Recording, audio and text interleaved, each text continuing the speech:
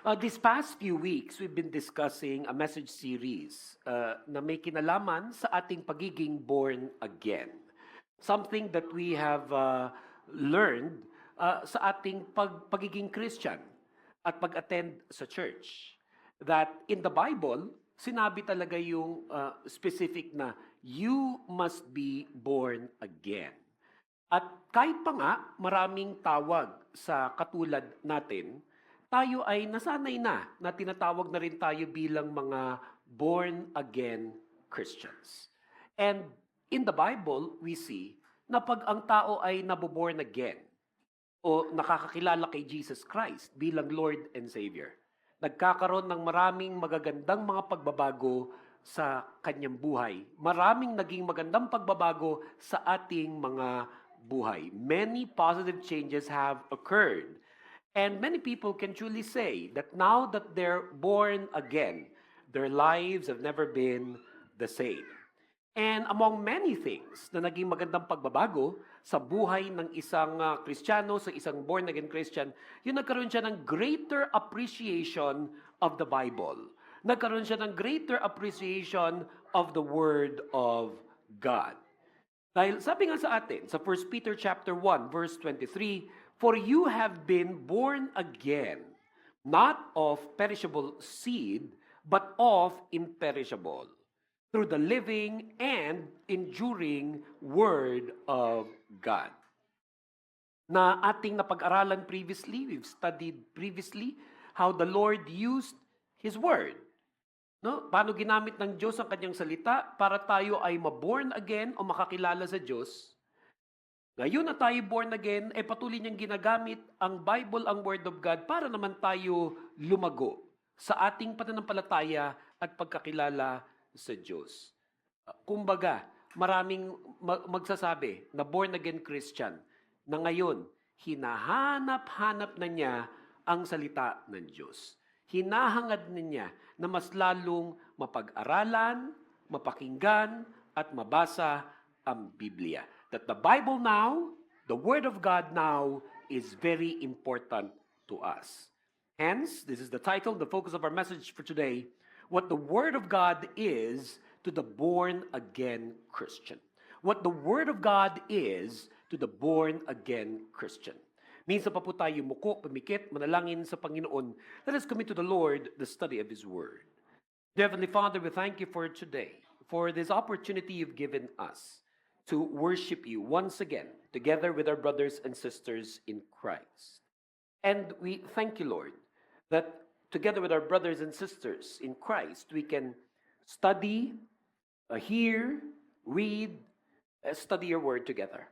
Nawa, Panginoon, na sa aming pag-aaral ng iyong mga salita, lalo po kaming tumatag, lumalim, tumibay sa aming pananampalatayang Kristiyano. And we welcome you, Holy Spirit, to move in our midst. Kindly minister to your people one by one. Touch us, Lord God, in a very personal yet profound way. Napaka-unique ng bawat isang naririto ngayon. May kanya-kanya po kaming mga kwento. Kanya-kanyang mga background, kanya-kanyang mga pinagdadaanan sa buhay. Pero kung saan man po kami nakaupo, kung saan man kami naroroon habang nakikinig nitong message na to, naniniwala po kami, Panginoong, kakatagpuin niyo po kami. I pray, Lord, for people who today are in need of comfort. I pray, Lord, that they may receive it from you as our Father God in heaven. Pakiyakap niyo, Panginoon, lahat ng mga nangangailangan ng inyong pong pagyakap, ng inyong pong pagpapagaling, ng inyong pong pagkalinga. Kaya na rin, Panginoon, ang siyang mag-encourage sa mga nadadown at nadidiscourage.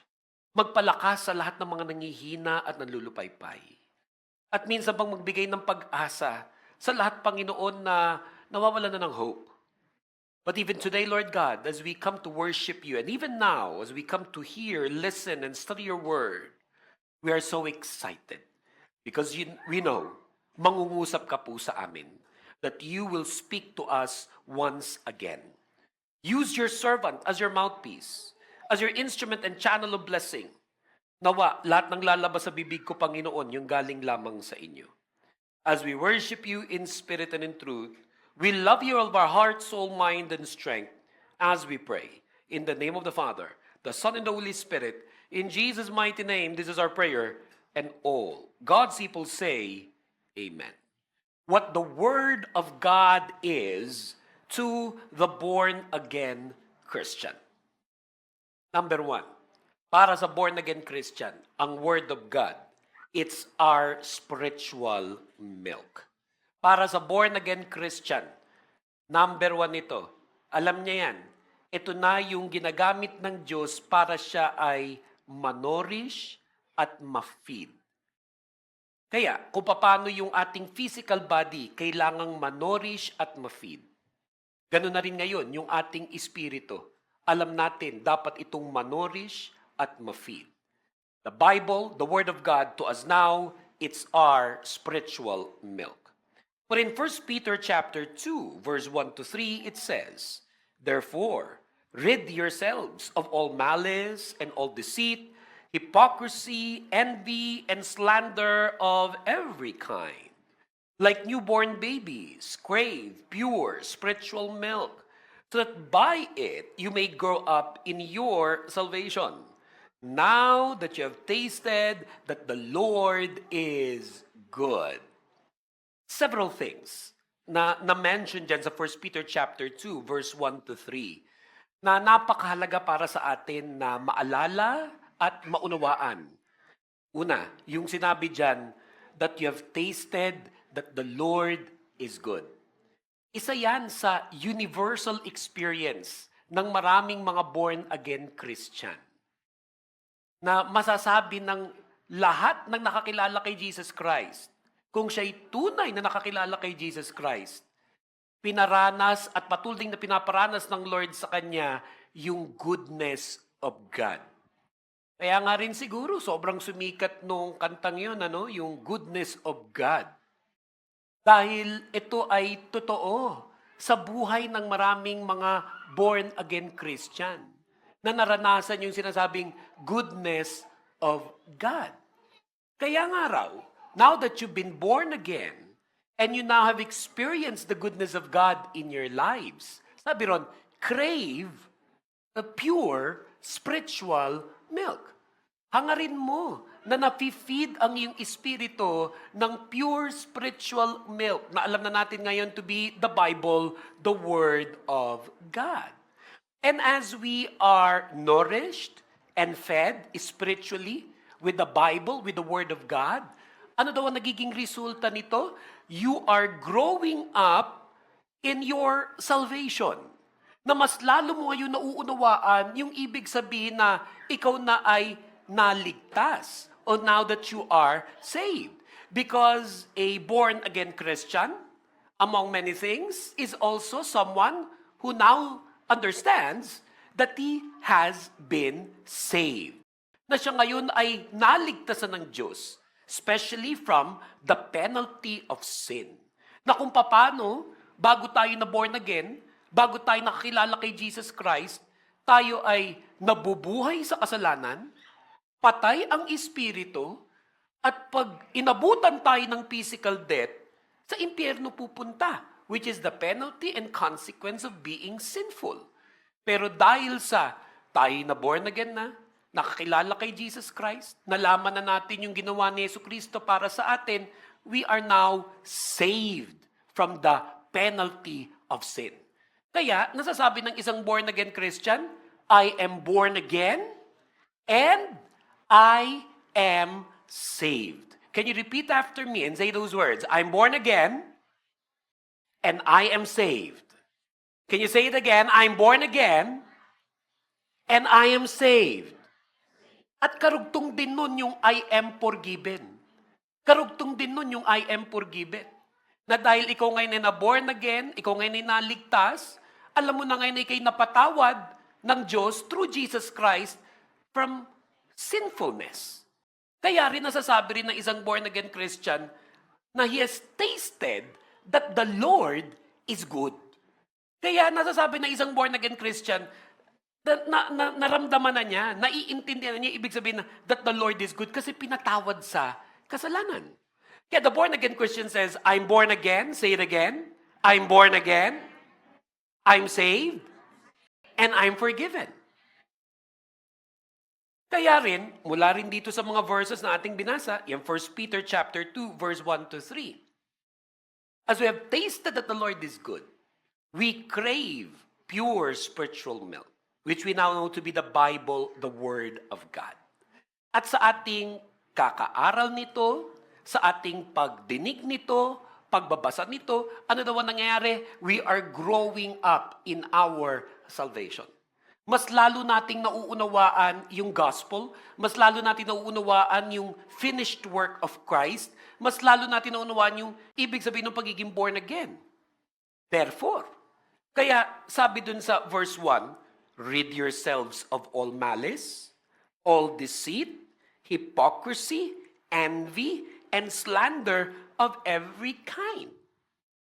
Kaya rin nakikita natin sa isang born-again Christian na siya na ngayon ay new creation.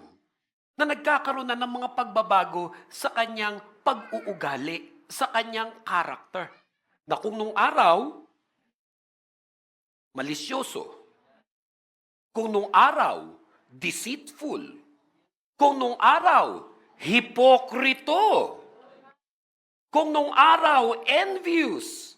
At kung nung araw, kung ano-ano lumalabas na slander sa bibig, makikita mo sa tunay na born again na hindi na siya ganun. Kaya, pakisabi niyo sa inyong katabi, kaya pala ang laki na ng pinagbago mo. Yan, sabihin niyo sa inyong mga katabihan, kaya pala ang laki na ng pinagbago mo. Lumala ka na. Kaya yung tunay na born again, yun yung natural progression ng pagkatao niya. Naranasan niya that the Lord is good. And because you've experienced the goodness of God, now you're craving pure spiritual milk. The Bible, the Word of God. Which is now the reason why you're growing in your salvation and that there can be seen positive changes in your life. Dahil sa pagpunta mo sa simbahan, for example, today, on a Sunday, when you come to a Sunday worship service, you not only get to go to church, to fellowship, to pray with people, and to worship together with other believers, you know that when you come to church every Sunday, you come to church for a worship service, that is the opportunity for you to once again hear the Word of God being preached. Kaya sa born-again Christian, napakahalaga na sa kanya ang Bible, ang Word of God. Sinisikap na niya ngayon na every Sunday, makakapag-worship siya, makakapag-church siya.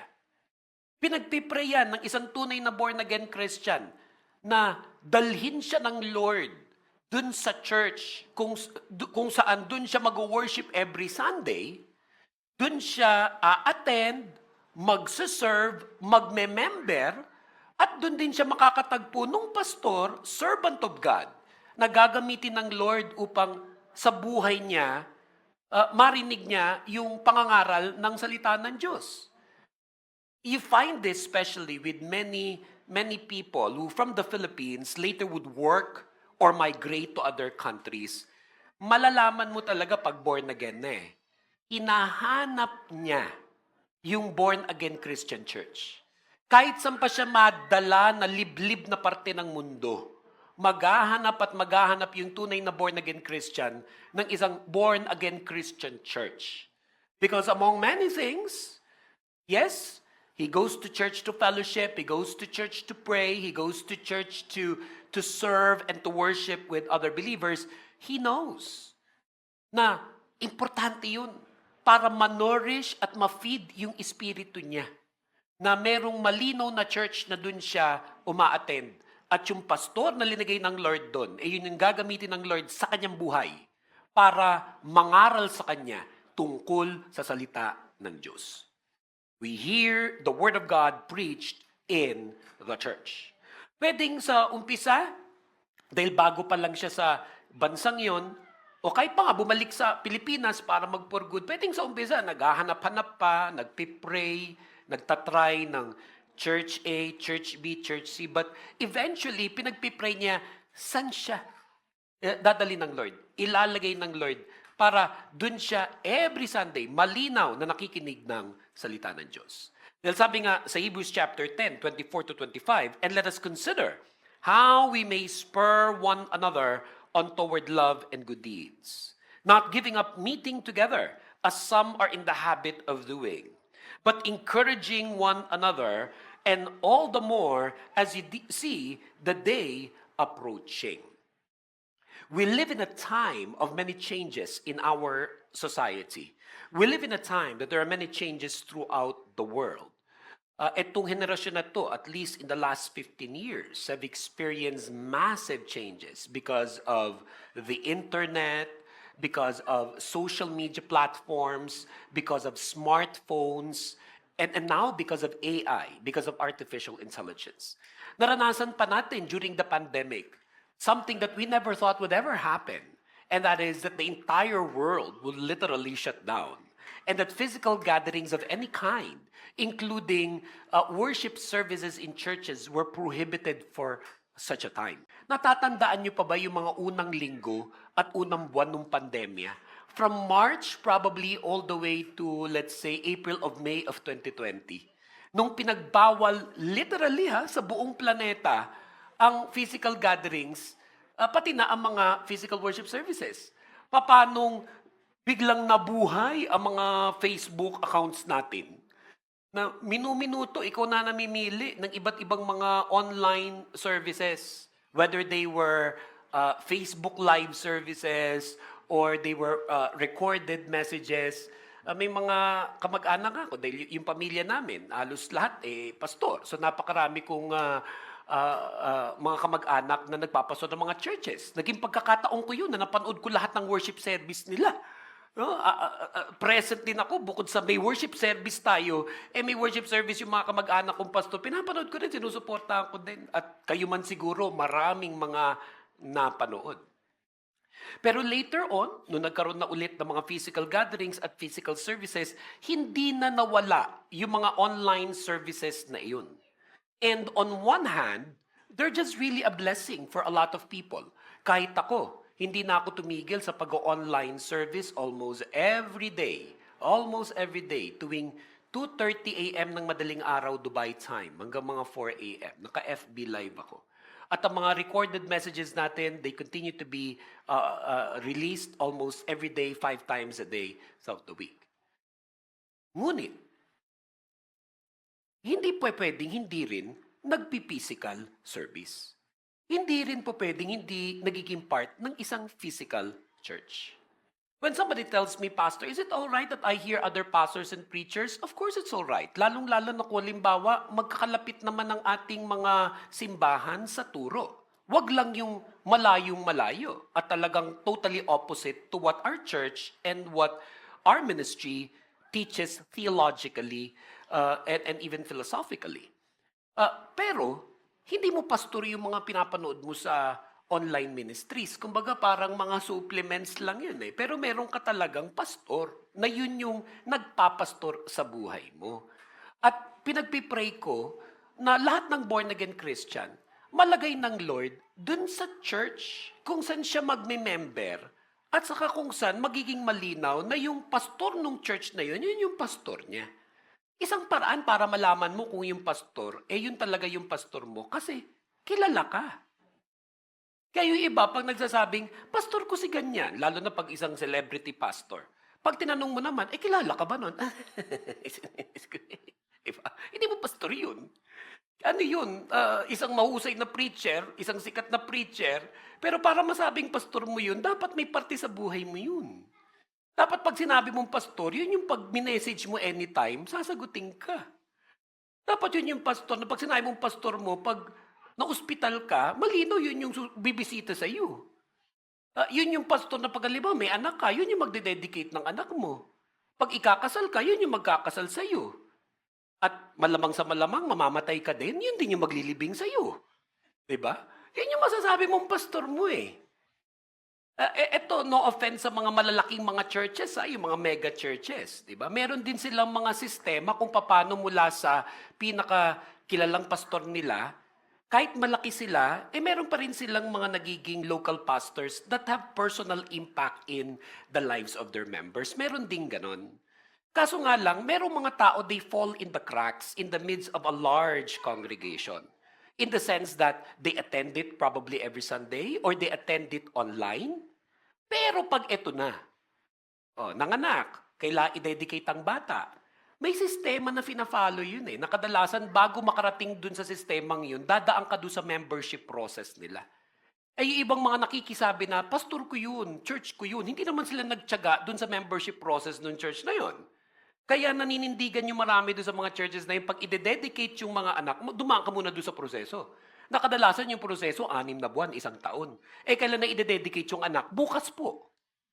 Kaya biglang tatawag yun sa isang pastor na willing i-dedicate yung anak na yun kahit hindi naman member ng church niya.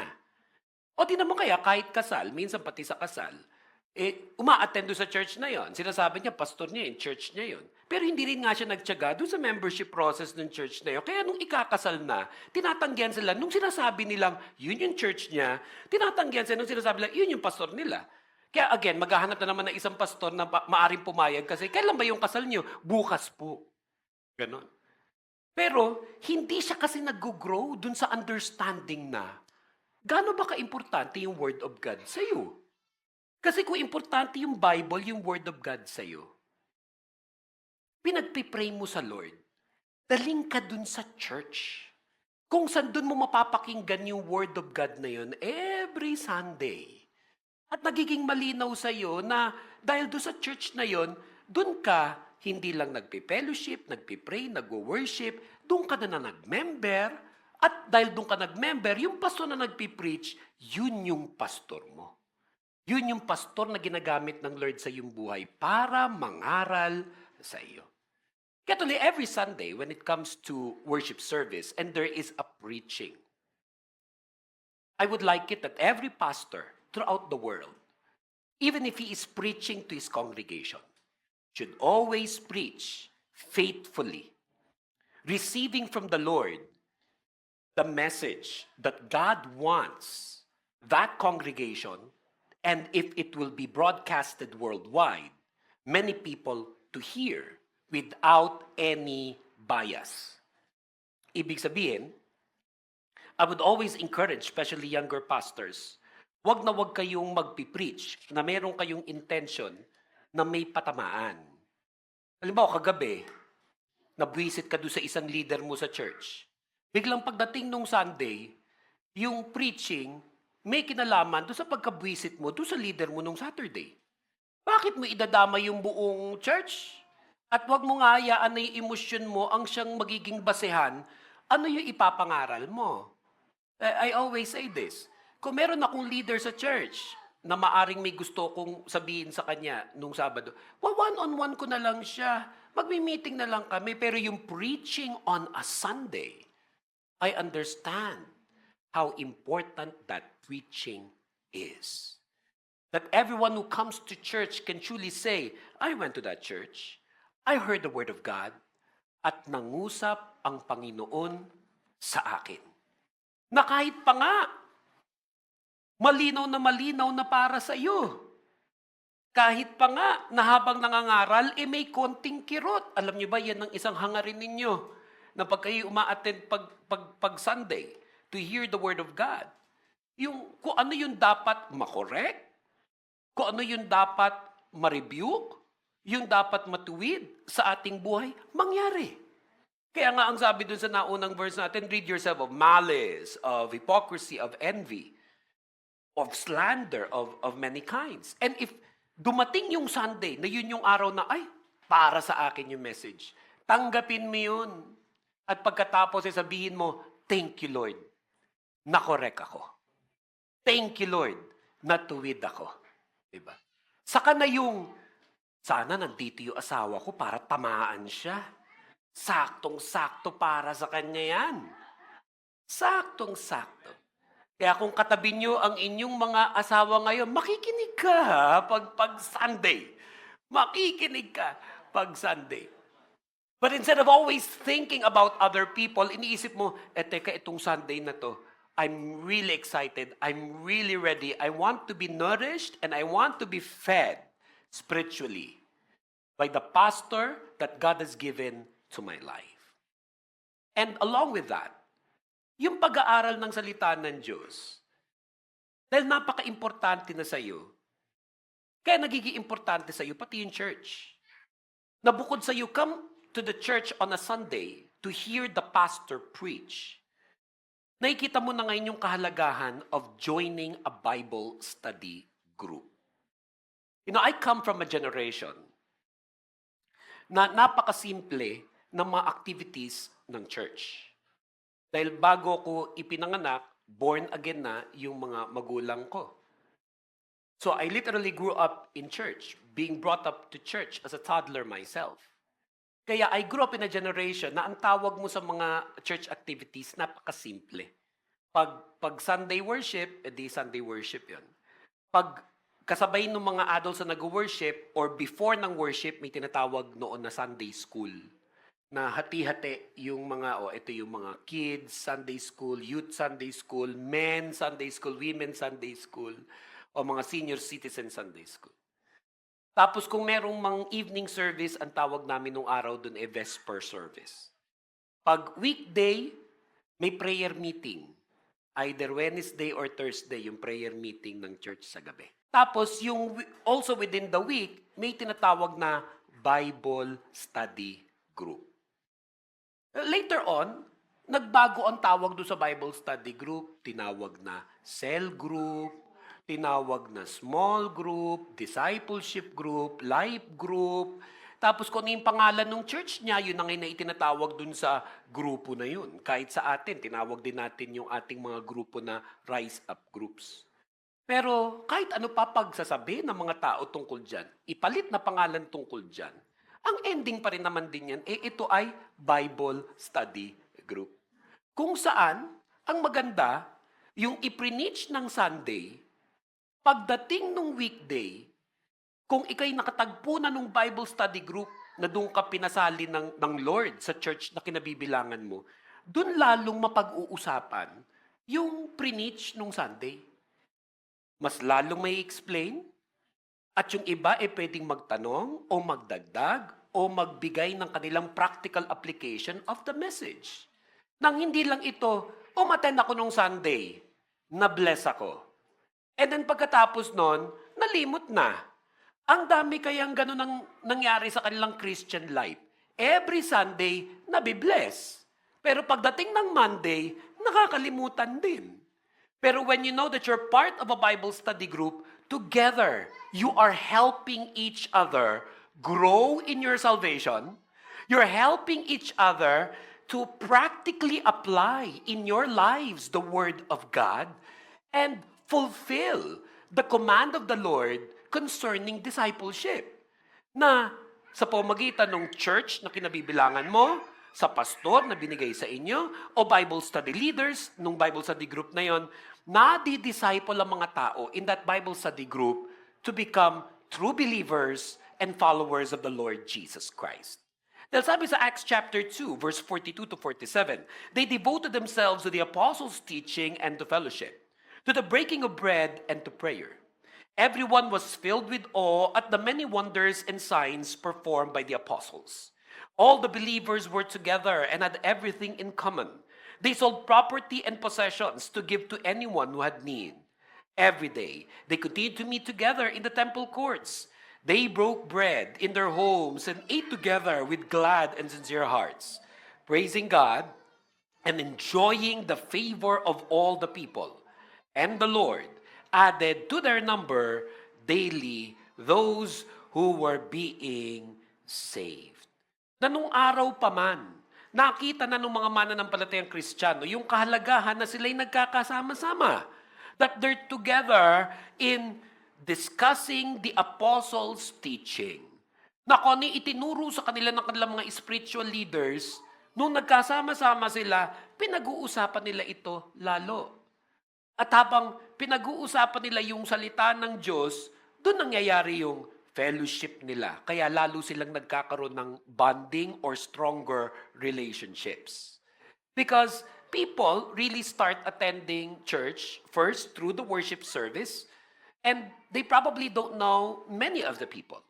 Pero pag napa-attend ka na ng Bible study group, nag-join ka ng isang Bible study group, di mas lalo mong nakikilala yung mga nakakasama mo sa church.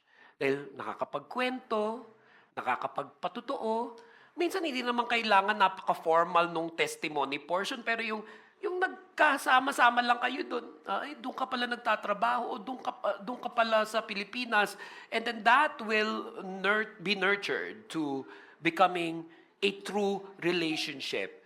And I pray that you will find in church yung mga bagong matitinong mga kaibigan na pwede mong makasama sa mga pinagdadaanan mo sa buhay. Pero syempre, we welcome everybody. Kaya may mga nakakapasok din yung mga sablay.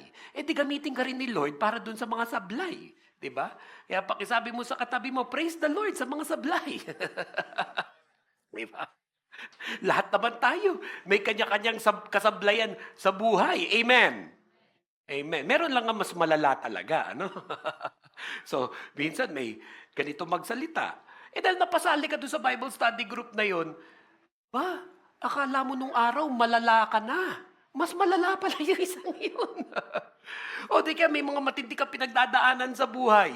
Biglang may nagpatotoo na halos tambak-tambak talaga ang pinagdadaanan niya sa buhay. Nagkakaroon ka rin talaga ng greater appreciation of the goodness of God. Napakalaking bagay that you're part of a Bible study group. Because you could see that even through our imperfections, God is good. Amen. Doon mo nakikita rin na napapractice mo yung Word of God. Yung ibig sabihin ng love, understanding, forgiveness, prayer. And as a result, sabi dyan sa verse 43, everyone was filled with awe at the many wonders and signs performed by the apostles. All the believers were together and had everything in common. They sold property and possessions to give to anyone who had need. Every day, they continued to meet together in the temple courts. They broke bread in their homes and ate together with glad and sincere hearts. I'd like to see more Bible study groups being formed in our church throughout the UAE, throughout Dubai, through the many places where the Lord has placed our ministry. Kanina lang bago mag-start yung worship service natin, I was approached by one of our leaders na may panibago na namang Bible study na masisimulan this coming Tuesday night. Palakpakan natin ang Panginoon. Praise the Lord. Palakpakan natin ang Panginoon. Praise the Lord. So in our church, may Bible study ng Tuesday, may Bible study ng Thursdays, ng Fridays, and I believe also even on Saturdays, and scattered throughout the city. Kaya napakaraming araw, napakaraming mga options. Minsan ito'y sa bahay ginagawa, minsan sa restaurant ginagawa, sa park ginagawa. Basta ang importante, yung born-again Christian, na nakita na niya kung gaano kahalaga ng Bible, ng Word of God, kailangan akong makasali sa isang Bible study group. And furthermore, yung iba, nagsimula lamang na umaattend ng isang Bible study group. But the truth is, meron talagang mga tao na tinawag na mag-lead at magturo ng Bible study. Bukod sa may Bible study group para doon ka umattend, pero meron amongst us na may calling sa Lord na mag-lead at magturo ng Bible study.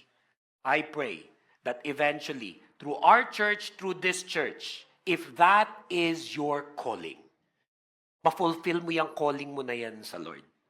At pagkatapos na ikaw ay matrain, very soon, ikaw ay makapag-ministry as a leader and as a teacher of a Bible study group. Kaya, before I go to our last 2 points in our message, pakisabi nyo rin sa inyong mga katabi, baka naman. Baka naman.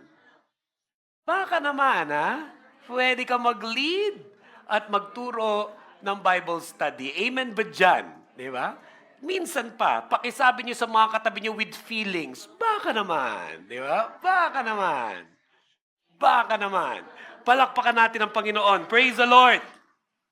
Praise the Lord. Palakpakan natin ang Panginoon. I'm so excited this year na may mga nakaupo sa inyo ngayon that will receive your calling and confirmation from God.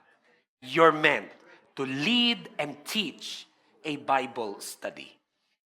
At sabi pa nga dyan sa verse 47, praising God and enjoying the favor of all the people, and the Lord added to their number daily those who were being saved. Na, just an added point before we go to our last two concerns today, isa sa maganda sa mga Bible study group, maraming kainan dyan. May kilala kong Bible study group na talagang laging kisasarap ng kanilang mga pinapakain. Every week, level up ang kanilang pakain. At kaya naman talaga, sabi dito, and the Lord added to their number daily those who were being saved. Kaya pala dumadami yung uma-attend dahil sa sarap ng pagkain, di ba? So praise the Lord for that. Our last two concerns and points for today concerning our message concerns this. Kapag ang isang born-again Christian, iba na yung kanyang pagpapahalaga sa Bible, sa Word of God. This person has now learned to personally study the Word of God. Yung siya mismo, gusto niyang pinag-aaralan ang salita ng Diyos araw-araw. For in Revelation chapter 1 verse 3, it says, "Blessed is the one who reads aloud the words of this prophecy. And blessed are those who hear it and take to heart what is written in it, because the time is near." Sabi niya, pinagpala daw yung pinag-aaralan ang salita ng Diyos. Pinagpapala ng Diyos yung pinakikinggan ito at, ano sabi? Who takes it to heart. That you hear the Word of God and that you obey the Word of God. So you come to church on a Sunday to worship. And as you worship, you get to hear the Word of God preached by the pastor. And then you join a Bible study group during the weekdays, wherein, through the Bible study leader and teacher and with the other members of that Bible study group, together you get to discuss how the Bible can be applied in your life and in your situation. And then on a daily basis, yung totoong born-again Christian, may uhaw at gutom sa salita ng Diyos. Yung tunay na born-again Christian, hinahanap-hanap niya yung salita ng Diyos. And that is why you will find many born-again Christians, even in this day and age of modern technology. Dahil, unang-una, when you have a smartphone, halos lahat na ngayon may smartphone, you can download apps concerning the Bible. May mga Bible apps. And then there are churches with apps. And then through your smartphone, you access the internet, you access websites, you access social media platforms. Even our own church, we have our own FB page. And every day, meron tayong pinupost na daily Bible reading, which I would like to encourage all of you, if you have not yet liked and follow our church FB page, to kindly do so. And every day, abangan niyo yung ating daily Bible reading. Tapos bukod doon, on YouTube, if you don't know it yet, may mga, YouTube channel na audio Bible. Literally, audio Bible. Iba't ibang version na nga. May English, may Tagalog. Tapos, pakinggan mo siya. Mula Genesis hanggang Revelation. Yung iba, ginagawang pampatulog yun. Pwede rin. Bukod pa yun, of course, sa mga napakaraming preaching videos that even our church has on our YouTube channel and on our FB page. But besides that, I continue to encourage our people. Kaya niyong bumili ng mga mamahaling bag. Kaya niyong bumili ng mga mamahaling sapatos. Kaya niyong bumili ng mamahaling sasakyan at mga bahay at lupa. Isama niyo naman sa inyong ari-arian ang isang matino at magandang physical Bible. Diba? Magkaroon kayo ng isang matino at magandang physical Bible. Kung pa pwede nga sana, yung mahal din. Bakit po ba maganda yung mahal? Para basahin mo. Kasi baka pag mura-mura lang, kung san-san mo lang Pero pag medyo mahal-mahal, mapanghihinayangan mong Mabasa nga ito. Kasi medyo malaki-laki yung nagastos mo. Pero ito may mura o mahal, the fact remains, yung tunay na born-again Christian, meron siyang hunger and thirst for the Word of God. And you would like it na whether ikay may physical Bible or kahit yung mga nandun sa mga smartphones na ito ay iyong binabasa. Maging habit natin to personally study the Word of God. And of course, not only to hear it, but to take it to heart. At ang ibig sabihin nun to take it to heart, isa doon, na memorize mo. Lalo na kung hindi naman kahabaan, yung magandang nabasa, napakinggan, napag-aralan mo sa Biblia. Iba pa rin yung may na-memorize na Bible verses. I come from a generation of Christians na mula nung bata pa lang, tinuturuan kami sa church namin to memorize Bible verses. Mula sa John 3:16 hanggang sa napakarami pang ibang mga verses, I come from a generation that taught their people to memorize Scripture. And I pray that even this generation, our people, would begin to practice that once again. Na may mga na-memorize kang mga verses. Tulad ng Jesus wept. O yun, di ba?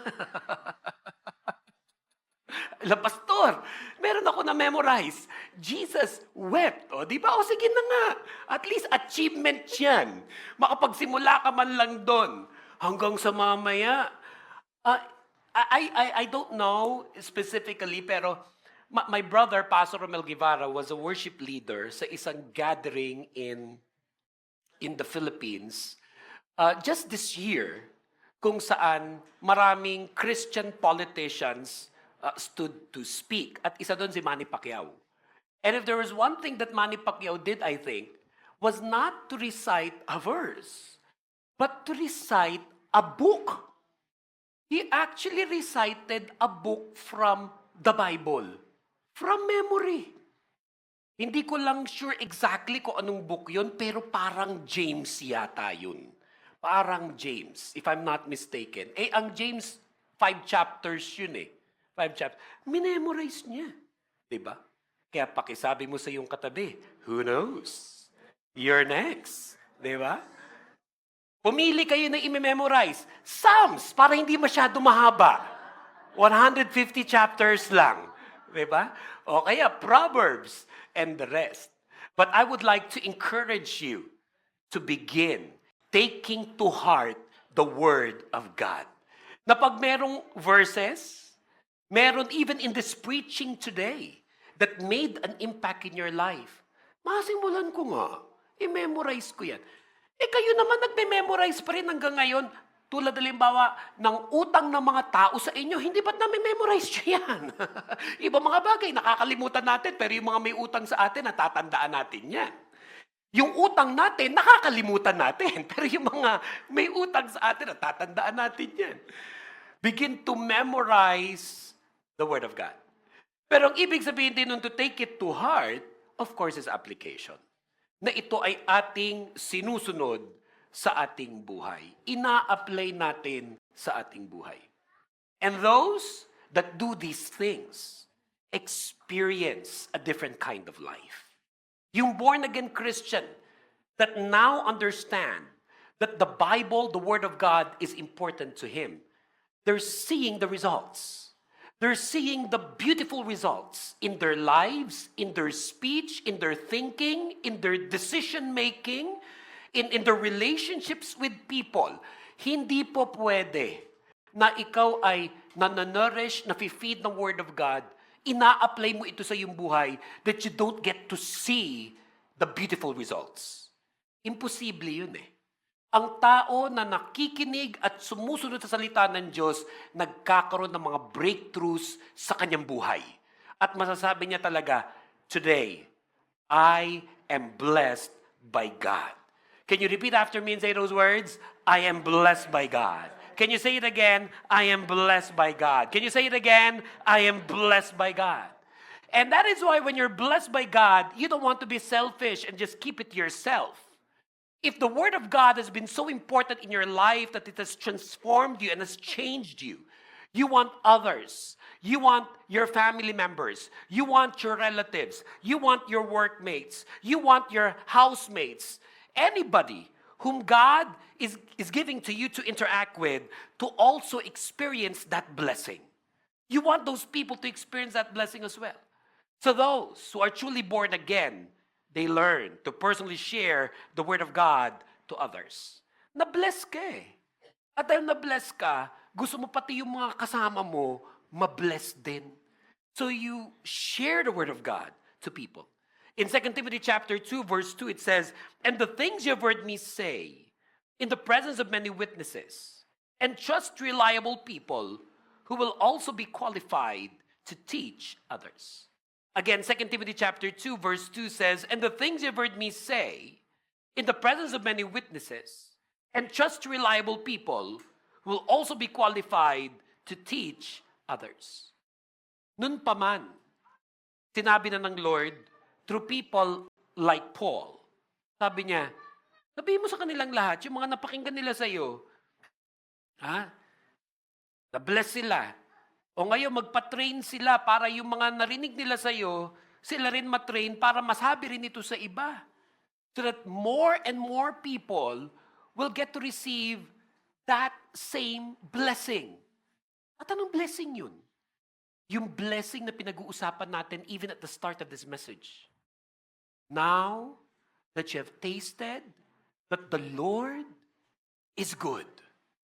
Now that you have tasted that the Lord is good. Now that you are a born-again Christian, saved from sins, forgiven of sins. Now that you are a new creation, that you're seeing the breakthroughs and blessings of God in your lives. Now that you have tasted that the Lord is good, share the Word of God to others. But again, it says in 2 Timothy chapter 2, verse 2, "And the things you've heard me say in the presence of many witnesses, and trust to reliable people who will also be qualified to teach others." I pray that that will be the kind of church that we're going to be in this city, in this country, throughout the world. That we will be the kind of church that shares God's word passionately, that shares God's word to people, starting with the people God has given to our lives. Na ang bawat miyembro ng church na to will share and share the word of God to others. Samahan ninyo ako sa challenge na ito. For this challenge is God's challenge for all of us. And the challenge of God for us is this: study and share the Word of God. Study and share the Word of God. I invite you all to join me in this journey of studying the Word of God. I invite you all in this journey of studying and sharing the Word of God, that as we do this together, we may glorify God and that we will become the people that God wants us to be. Pakilabas niyo po muli ang inyong mga cellphones, paki-zoom po ninyo ang slide na ito, at paki-post niyo sa inyong mga social media platforms. Repeat after me and say these words: study and share the Word of God. Can you say it again? Study and share the Word of God. Minsan pa po tayong manalangin sa Panginoon. Aming Diyos at aming Ama, salamat po sa mensaheng napakinggan po namin sa araw na ito. We thank you for the Word of God that we heard today. And we appreciate, Lord, how the Word of God was preached to us right now. And yes, we are so grateful and thankful to you that you have made us born again. And that in becoming a born-again Christian, Lord, we feel it. We may not always fully understand it, but we feel it. The changes, the peace, the joy. How blessed we are that we've been made born again. But Lord, more than the feelings, we truly want to know and understand who you are, and what the Bible says concerning God and concerning our lives. We want to grow in our salvation. And so we pray, God, that you may continue to bless us through your word. Use our pastor, use our preacher, use our Bible study leaders and teachers. Use every member of this church. Use the people in our lives so that we can all together grow in our salvation and in our understanding of your purposes for our lives. Help us, Lord, to fulfill this challenge, to study and share the Word of God. Nais ko pong ipanalangin ang bawat isang present po ngayon sa ating worship service. Lalo na yung meron pong mga pinagdadaanan ngayon sa kanilang mga buhay. As all heads are bowed down, as all eyes are closed, I'd like to pray for people who would like to lift to the Lord their many prayer requests and needs and challenges in life. Pakitaas po natin ang dalawang kamay natin sa Panginoon as we together pray to God. Aming Diyos at aming Ama, nakikita niyo po ang mga kamay ng inyong mga anak na nakataas sa inyo. Ang sari-sari at iba't ibang mga pangailangan ng bawat isa. And even as these hands are lifted up to you, Lord, in surrender, we join with them, we partner with them in believing in God's divine intervention. For truly you are the great and mighty God, and nothing is impossible with you, Lord. I pray for people who are in need of wisdom, kindly grant it to them in Jesus' name. Even as they make very important decisions concerning their lives and their loved ones, even today, may they receive your guidance. We pray for people who are sick and unwell, lalong-lalo na yung ilang mga araw na nilang dinadala ang kanilang sakit at karamdaman.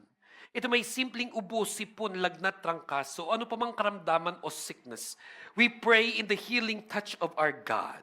For Jesus Christ, you are our healer. You are the great physician, and nothing is impossible with you, Lord. We pray for financial blessings and breakthroughs, especially to many of our brothers and sisters who today are struggling financially. We pray for those who today, God, are praying for a new job, who have challenges with their employment, who just recently lost their work. We pray, Lord, for this blessing, na magkaroon sila ng bago't mas magandang trabaho.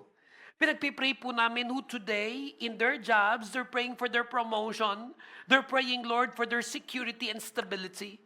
We're praying for those who have businesses, that you may bless their businesses. Those who are praying to start a new business, we pray for your blessing on them. Ipinapanalangin din po namin sa inyo, Panginoon, ang kanilang mga mahal sa buhay, their families, their loved ones who are not here.